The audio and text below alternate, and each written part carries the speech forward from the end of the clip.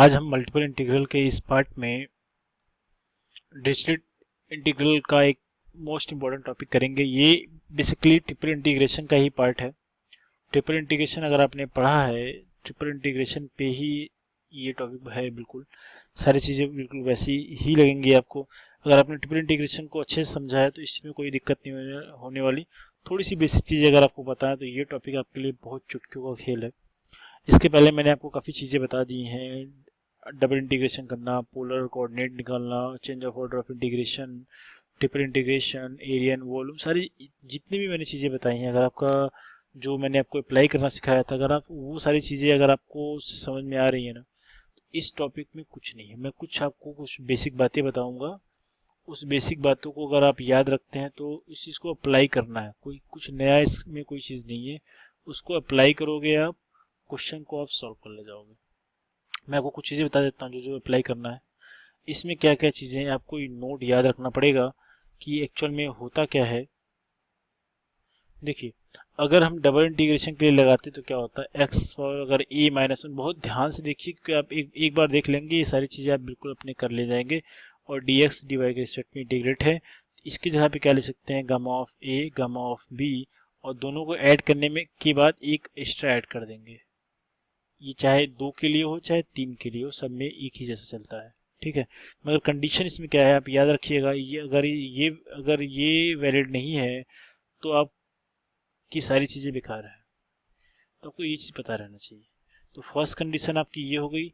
Second condition क्या है आपकी, सेकंड कंडीशन अगर मैंने ट्रिपल इंटीग्रेशन पे चीज़ें अप्लाई किया, जो कि आपको इस वाले टॉपिक पे करना भी है, और x के to the power a minus one, y to the power b minus one, z to the power c minus one, ऐसा कुछ है, dx dy और dz, ऐसा कुछ है। इसमें अगर अप्लाई करेंगे डायरेक्टली तो a b और c बिल्कुल वही है, कुछ नया नहीं है। इसमें एक एक्स्ट्रा ऐड कर देंगे, बाकी चीज़ों को एकदम सिंपली ऐड करेंगे। इतना ऐड कर दिया।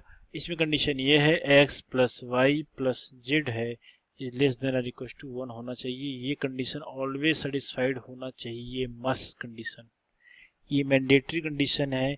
ये हर कंडीशन में आपको ये दोनों चीज़ें आप याद रख लीजिएगा। अगर ये सेटिस्फाइड नहीं है तो क्वेश्चन आप किसी भी क्वेश्चन में चीज़ नहीं लगा सकते हैं। तो आप इसको बहुत अच्छे से समझ लीजिए। अगर डबल इंटीग्रेशन के फॉर्म में गिवन हो, x to the power a minus one, y to the power b minus one, d x d y का गिवन हो, तो ये कुछ ऐसा लिखा जाएगा। इसके लिखने का पैटर्न कुछ ऐसा होगा। अगर ये तीनों ट्रिपल इंटीग्रेट के फॉर्म में है, एक्स वाई जेड अगर ऐसा गिवन हो, तो आप इसको ऐसे लिख के सारी चीज़ें अप्लाई कर सकते हैं, है ना। तो इसमें बेसिकली कुछ नया मैं नहीं कर रहा हूँ। ऊपर वाली चीज़ जो चीज़ें गिवन है उसी चीज़ को मैं नीचे भी लिख रहा हूँ। ये दो डबल के लिए था, ये ट्रिपल के लिए। अब मैं एक क्वेश्चन करके आपको दिखा देता हूँ जिससे आपको एग्जाम में के क्वेश्चंस करने में काफ़ी कॉन्फिडेंस फील होगा। देखते हैं। ये क्वेश्चन गिवन है, find the volume of tetrahedron bounded by the coordinate plane and the plane x by a, y by b and z by c equals to 1। आपको हर एक क्वेश्चन में एक कंडीशन गिवन रहेगी, आपको अप्लाई करना होगा। देखिए क्वेश्चन है आसान। इसमें क्या कर लेते हैं, एक्स वाई जेड को जो अलग अलग के फॉर्म में गिवन है, पहले सबसे पहले क्या कर लेते हैं, जो मैंने आपको बेसिक चीजें बताई थी, जो एक्चुअल में वॉल्यूम होता है, क्या होता है, ऐसा कुछ होता है, ये ऐसा होता है, मैंने आपको बताया था अभी इसके पहले के वीडियो ट्रिपल इंटीग्रेशन पढ़ा रहा था, तो मास और वॉल्यूम कंसीडर करने के लिए बताया था। डेंसिटी में अगर आप वॉल्यूम से मल्टीप्लाई कर रहे थे तो एक्चुअल में मास निकाल रहे थे आप। तो वो सारी चीज़ें आपको याद होंगी आई थिंक, इतनी मुझे उम्मीद है। और देखो इसको करने के लिए क्या करते हैं, एज्यूम कर लेते हैं x बाई ए को हम मान लिया, इसको u मान लिया। अगर इसको x के टर्म में लिखा जाए तो क्या हो जाएगा, ए यू हो जाएगा। बोथ साइड के अगर डिफ्रेंशिएशन किया जाए तो क्या हो जाएगा, d x equal to a times d u हो जाएगा। इसी तरीके से हमने कहा y बाई बी को हमने कह दिया v, मान लो कुछ भी मान सकते हो, डिपेंड ऑन यू। तो y इक्वल टू क्या हो जाएगा, b टाइम्स v हो जाएगा। इसको लिख सकते हैं dy equal to b times dv।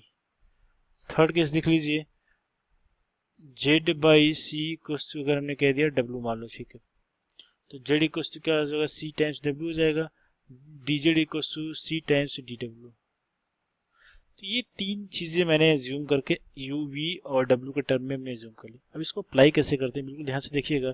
Actual में जो हमारा इंटीग्रेशन जो होता है ऐसा कुछ है, तो ये वॉल्यूम होता है ए बी सी, और इसको डी यू डी वी और डी डब्ल्यू के टर्म में लिख सकते हैं ऊपर कंडीशन से, है ना। ऊपर कंडीशन से लिख सकते हैं d x d y d z की जगह पे a b c d u d v d z d डब्ल्यू लिख सकते हैं। आप इन तीनों को मल्टीप्लिकेशन के फॉर्म में लिखेंगे तो आपको यही चीज़ें बिल्कुल डायरेक्टली मिलेगी, है ना, d x d y d z की जगह पे। ठीक, तो इस चीज़ को अगर हम इसमें कंडीशन एक याद रखिएगा, u प्लस वी प्लस डब्ल्यू less than r equal to 1 होना चाहिए। ये बहुत मैंडेटरी कंडीशन है, मैं आपको बार बार इसको इम्फेसाइज क्यों कर रहा हूँ, इस पर जोर क्यों दे रहा हूँ, क्योंकि ये बहुत ज़्यादा मैंडेटरी है। अगर ये वैलिड नहीं है तो आपको कोई क्वेश्चन का मतलब नहीं है। ए बी सी कॉन्स्टेंट है तो उसको आप बाहर निकाल सकते हैं। और इसको देखो मैं थोड़ा सा इसको अलग करने की कोशिश करूँगा। मैं इसको अगर एक्स वाई जेड के टर्म में लिखूँ तो कैसे लिखूँ, देखो x to the power 1 minus 1 का मतलब क्या हो गया,